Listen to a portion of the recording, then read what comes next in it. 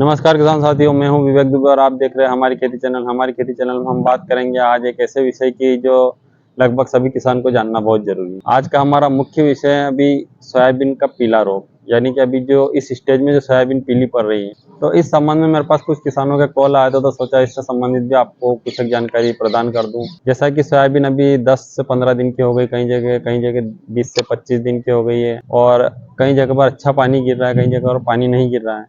एक नई समस्या आ रही है कई किसानों के सामने, जो जैसे कि उनकी सोयाबीन पीली पड़ रही है। अब वैसे तो पीला रोग कई तरह का होता है, कई कारणों से होता है, लेकिन इस तरीके से अगर आपके खेत में भी सोयाबीन पीली पड़ रही है तो वो आप इस वीडियो के माध्यम से अच्छे से जानकारी प्राप्त कर लोगे।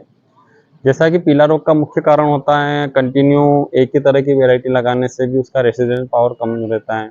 कहीं बीज उपचार न करने के कारण भी पीला रोग आता है, कई जगह पर रस चूसक कीट के कारण पीला रोग आता है, कहीं दीमक या जमीन संबंधित कीट के कारण भी पीला रोग आता है। लेकिन आज जिस तरीके से सोयाबीन का पीला रोग दिख रहा है, या जो 20 से 25 दिन की स्टेज में ये समस्या अक्सर आती है जब आपके खेत में पानी की खींच आने लगती है, तो आज जानकारी हमारे इसी विषय पर रहेगी कि सोयाबीन में अभी जो कई किसानों के खेत में पीलापन दिख रहा है वो किस कारण से। तो जैसा कि किसान मित्रों, एक पौधे को संपूर्ण विकास के लिए 17 पोषक तत्व की आवश्यकता होती है, जिसमें से 3 तो वो प्रकृति से प्राप्त कर लेते हैं, कार्बन, हाइड्रोजन और ऑक्सीजन। और 3 जो मुख्य पोषक तत्व रहते हैं, नाइट्रोजन, फास्फोरस, पोटास, वो भी हम लगभग सभी किसान मित्र अपने खेतों में दे ही देते हैं।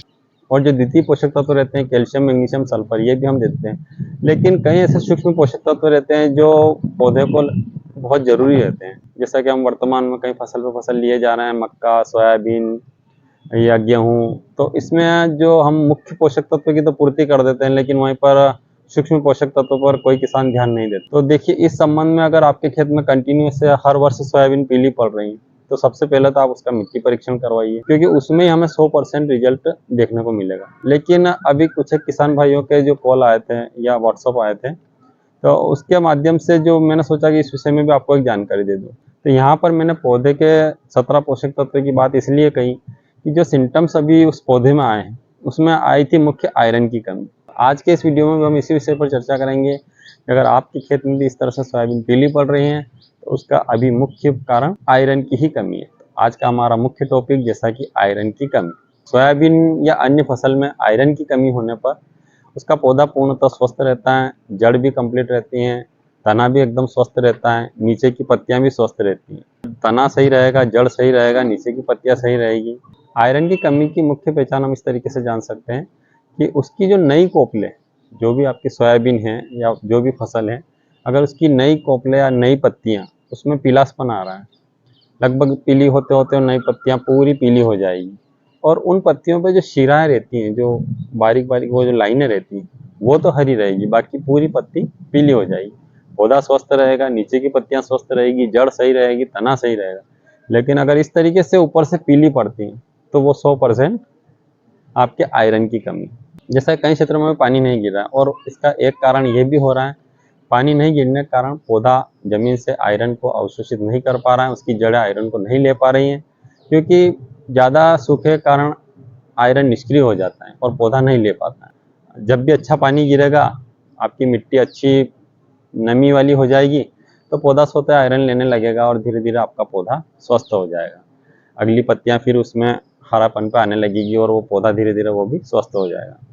या दूसरा कारण ये भी रहता है कि उसका पीएच मेंटेन, सामान्यतः एक जमीन का पीएच 7.5 तक रहना चाहिए। अगर 7.5 से ज़्यादा है तो भी वो लवणी हो जाती है आपकी मिट्टी, और उसके कारण भी ये समस्या आती है, आयरन नहीं ले पाता है।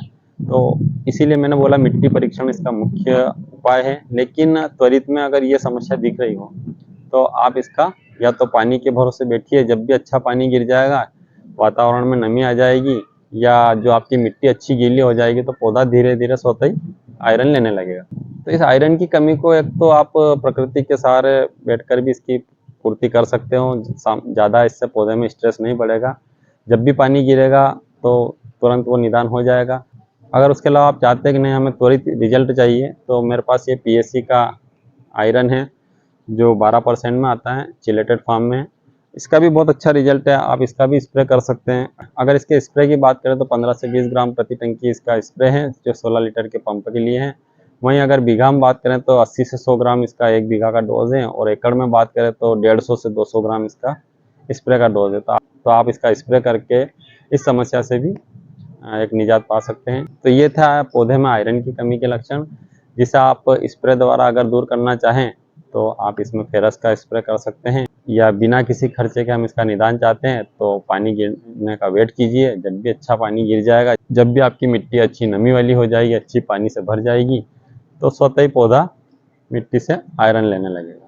आशा करता हूँ कि मेरे द्वारा दी गई जानकारी आपको अच्छी लगी होगी, और आगे भी इसी तरह की जानकारी प्राप्त करने के लिए देखते रहिए हमारी खेती चैनल, और लाइक और सब्सक्राइब करना ना भूलें। धन्यवाद।